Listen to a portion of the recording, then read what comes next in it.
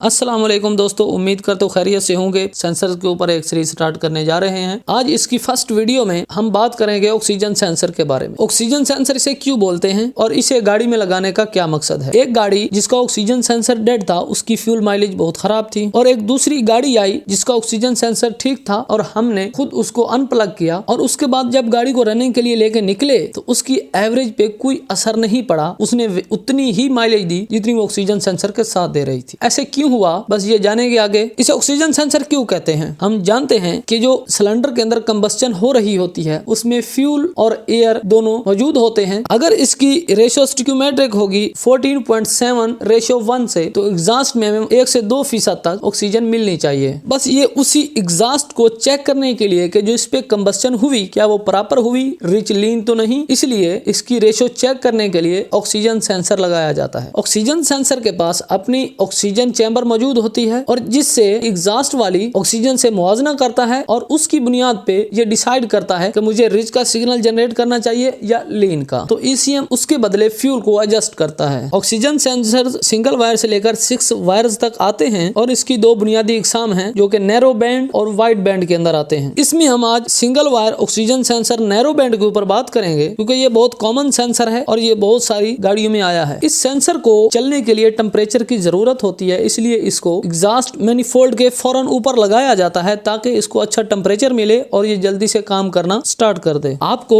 इस सेंसर की अहमियत का अंदाजा इस बात से होगा कि हम इसके रीडिंग से मास air flow, manifold absolute pressure sensor यानी मैप सेंसर, फ्यूल का प्रेशर, और कहीं से वैक्यूम लीक हो, एग्जॉस्ट लीक हो या एग्जॉस्ट कहीं से बंद हो, और फ्यूल कट वगैरह फंक्शन हम ऑक्सीजन सेंसर की रीडिंग से मालूम कर सकते हैं। इसके साथ साथ अगर गाड़ी मिस फायर कर रही हो तो ये भी हमें पता चल सकता है कि ये फ्यूल की वजह से मिस फायर कर रही है या स्पार्क की वजह से या इसे मैकेनिकल प्रॉब्लम है। ये हम सब ऑक्सीजन सेंसर की रीडिंग से मालूम कर सकते हैं, इसलिए इसकी वर्किंग को समझना बहुत जरूरी है। तो जो हमने शुरू में बात की थी कि ये एग्जॉस्ट में मौजूद ऑक्सीजन को चेक करता है और ये पता कर लेता है क्या उसके पास ज्यादा ऑक्सीजन है तो ये लीन है, एग्जॉस्ट में कम ऑक्सीजन है तो सिस्टम रिच है। बस इसका इतना सा काम होता है कि ये रिच या लीन बताता है। इसके बाद जब सिग्नल ईसीएम को मिलता है तो ईसीएम उस हिसाब से फ्यूल एडजस्ट करता है। अगर सिस्टम रिच जा रहा हो तो फ्यूल ट्रिम्स नेगेटिव में आएगी और ये फ्यूल उस वक्त तक कट करता रहेगा जब ऑक्सीजन सेंसर इसको ना बताए कि अब स्टोइकियोमेट्रिक रेशियो के करीब करीब हैं हम। और अगर इसी तरह लीन हो तो इसके सिग्नल के मिलने पर ईसीएम फ्यूल ऐड करता रहेगा। सपोज करिए कि पहले इंजेक्टर 2 मिलीसेकंड के लिए ओपन हो रहा था और इसने लीन का सिग्नल दिया, तो ईसीएम उसमें फ्यूल ऐड करता रहेगा और उसकी इंजेक्शन पल्स विड्थ को बढ़ाता रहेगा। इतनी देर तक बढ़ाता रहेगा जब तक उसे ये मालूम ना हो जाए कि हाँ अब ऑक्सीजन सेंसर का जो सिग्नल है वो स्टोइकियोमेट्रिक रेशियो के करीब करीब आ गया है। आई होप कि आपको यहाँ तक समझ आई होगी। और ये फ्यूल ट्रिम्स हम स्कैन टूल के ऊपर लाइव डाटा के अंदर चेक कर सकते हैं, और बाकी की भी बात करेंगे कि हम मास एयर फ्लो सेंसर, फ्यूल का प्रेशर, वैक्यूम लीक, ये चीजें कैसे चेक कर पाएंगे। तो इससे पहले एक और जरूरी बात बताते चलें कि अगर मास एयर फ्लो सेंसर लगा हुआ है तो वो तो एक्यूरेसी के साथ एयर को माप रहा है और उसके बाद फ्यूल इंजेक्शन हो रही है। तो फिर जब सारे सेंसर अपनी एक्यूरेसी के साथ एयर को मेजर करते हैं और उसके बाद फ्यूल इंजेक्ट कराते हैं तो फिर ऑक्सीजन सेंसर को लगाने की क्या जरूरत थी। जी हाँ, आपका क्वेश्चन ठीक है। इसको लगाने की ये जरूरत है जो सिस्टम चलता रहता है तो वो डर्टी होता रहता है, स्पार्क प्लग वीक होते रहते हैं, कमजोर होते रहते हैं, मास एयर फ्लो के सेंसर के ऊपर डस्ट आती रहती है, तो उस बिना पर वो अपनी एफिशिएंसी खो देते हैं। जहां पे वो 100% काम कर रहे थे, जब उनके ऊपर मट्टी आ जाती है तो वो ऐसा अपनी 10-20% करके एफिशिएंसी खो रहे होते हैं। जब मास एयर फ्लो सेंसर के सामने डस्ट आ जाती है तो ये उतना एक्यूरेसी के साथ एयर को सेंस नहीं कर पाता, जबकि एयर तो उतनी गुजर रही होती है, बट उसके ऊपर डस्ट आने की वजह से वो कम रीडिंग जनरेट करके ईसीएम को देता है और ईसीएम उस बुनियाद पर वो कम ही फ्यूल डलवाएगा, जबकि एयर तो ज्यादा गुजरी थी। जब वो ज्यादा गुजरी थी तो अब इस चीज को सेट करने के लिए बहुत मुश्किल बात थी। जो बगैर सेंसर वाली गाड़ियां थी वो बहुत जल्दी ये मसले क्रिएट करती थी। बगैर ऑक्सीजन सेंसर वाली गाड़ियों में ये बहुत ज्यादा प्रॉब्लम्स आते थे कि जब वो थोड़ा सा डर्टी हो जाता था सेंसर, स्पार्क प्लग के ऊपर कार्बन आ जाती थी या सही स्पार्क नहीं हो पा रहा या फ्यूल थोड़ा खराब आ गया, तो उन चीजों को वो लेके जल्दी प्रॉब्लम करती थी। जबकि ऑक्सीजन सेंसर वाली गाड़ियां, ऑक्सीजन सेंसर ने उस स्टोक को चेक किया, उसको पता चला कि एयर ज्यादा आई but mass air flow sensor की वजह से कम रीडिंग मिली, उसने कम फ्यूल इंजेक्ट करवाया, तो ये अब रिस्पॉन्सिबिलिटी आ जाती है ऑक्सीजन सेंसर के ऊपर कि वो स्टोइकियोमेट्रिक रेशियो को बरकरार रखवाए। इस वजह से ऑक्सीजन सेंसर लगाया गया ताकि